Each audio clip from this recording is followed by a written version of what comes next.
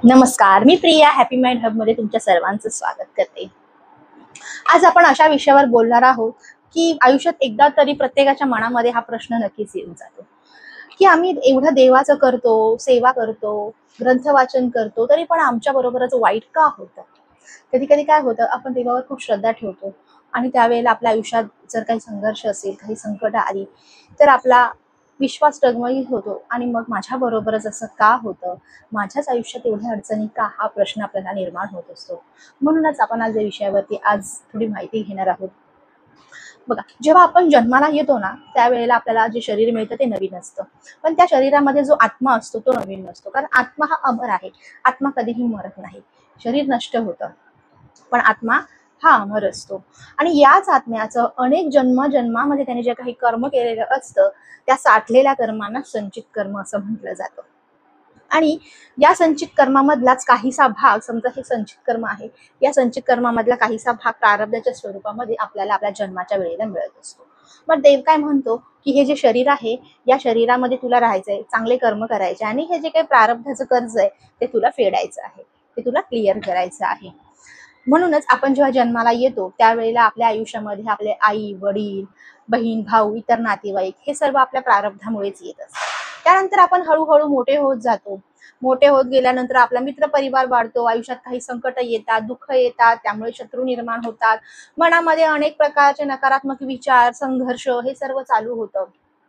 आणि त्यामुळेच काय होतं की एखादी समजा आपल्या आयुष्यात घटना घडली आहे, कोणी आपल्याला फसवून गेलंय, किंवा आपण कुठे अडकलं गेले आहोत, कोणी आपला विश्वासघात केलाय, अपमान केलाय, दुःख झालंय, कुठेतरी काहीतरी आपल्याकडून चूक झालेली आहे, या सर्व गोष्टींमुळे आपल्या मनामध्ये अनेक प्रकारचे नकारात्मक विचार, नकारात्मक भावना सतत आपल्या मनामध्ये येतात।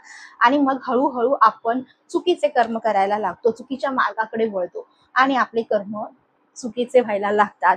आणि ह्या चुकीच्या कर्मांमुळे आपल्या प्रारब्धाचं जे काही कर्ज आहे ते वाढत जातं आणि आपण ह्या प्रारब्धाच्या चक्रामध्ये हळूहळू हळूहळू अडकत जातो।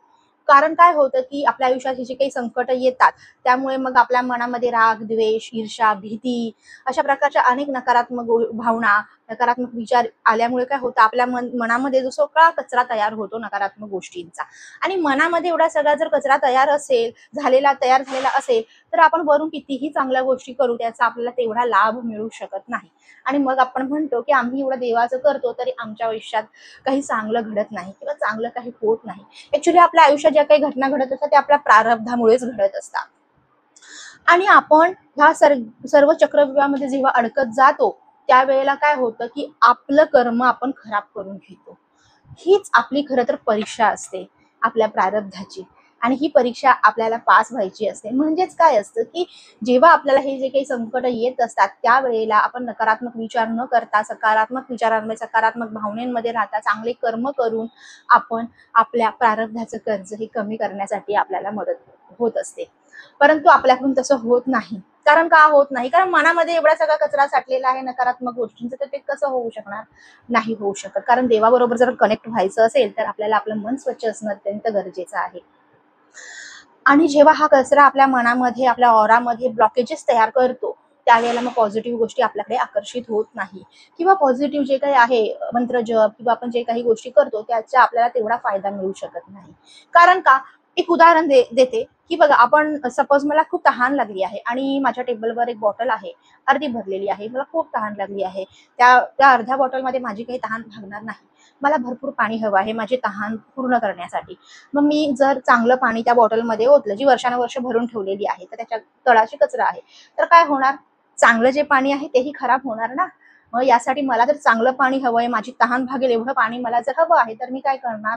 ती जी बॉटल आहे ती स्वच्छ करून घेणार, तो जो काही कचरा आहे, खराब पाणी आहे, ते मी काढून टाकणार, आणि त्याच्यानंतर मी त्यामध्ये जे स्वच्छ पाणी भरणार ते माझ्या पिण्यायोग्य होणार आणि माझी तहान भागणार। म्हणजे माझी जे काही इच्छा होती ती मी पूर्ण करू शकणार।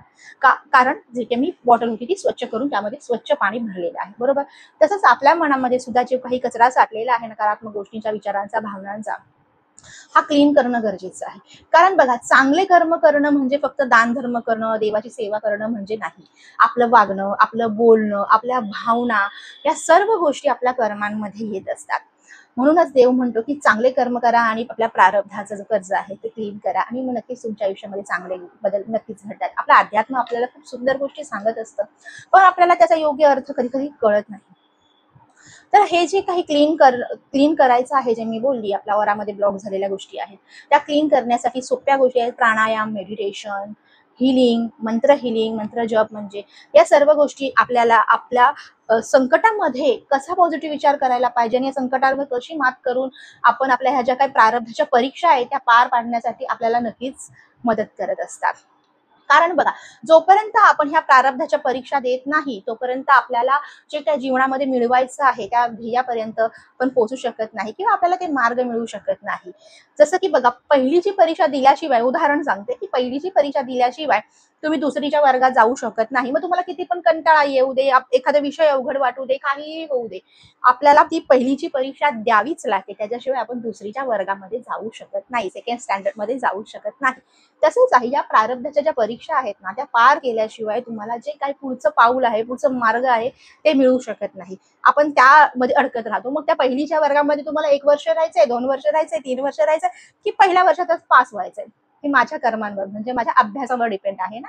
तसंच आहे की हे प्रारब्धाचं जे काही कर्ज आहे, ते ही परीक्षा आहे ती जर पार पाडायची असेल तर सर्वात प्रथम आपल्याला आपल्या स्वतःवर लक्ष देणं गरजेचं आहे, स्वतःवर मेहनत करणं गरजेचं आहे, देवाबरोबर कनेक्ट होणं गरजेचं आहे आणि देवाबरोबर म्हणजे देवाला माना असं माझं काही म्हणणं नाहीये. कुठल्या तरी शक्तीबरोबर कनेक्ट व्हा, युनिव्हर्स बरोबर कनेक्ट व्हा आणि तुमच्या मनामधला हा जो काही कचरा आहे, ब्लॉकेजेस आहे, ते क्लीन करून त्या विश्वशक्तीबरोबर कनेक्ट व्हा. ही माझी मनापासूनचे सर्वांना सांगणं आहे. आणि तेव्हा जेव्हा अशा गोष्टी होतात, आपलं मन शुद्ध होतं आणि आपण त्या दिव्य शक्तीबरोबर कनेक्ट होतो.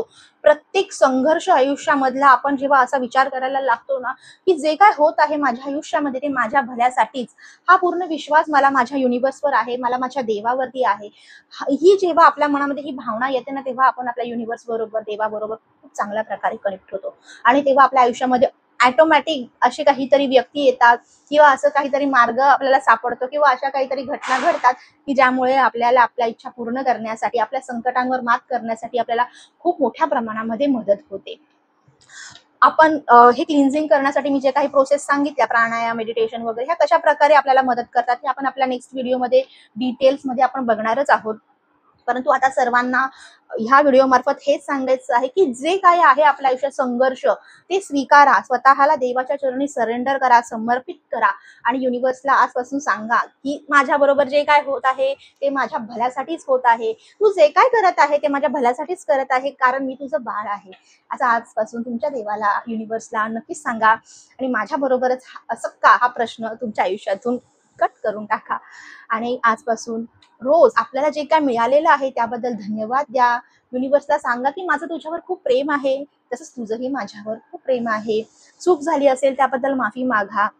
ह्या सर्व गोष्टी जेव्हा तुम्ही तुमच्या जीवनामध्ये ऍड कराल तेव्हा नक्कीच हळूहळू तुम्हाला या संघर्षामधून बाहेर पडून योग्य मार्ग मिळण्यासाठी मदत होईल.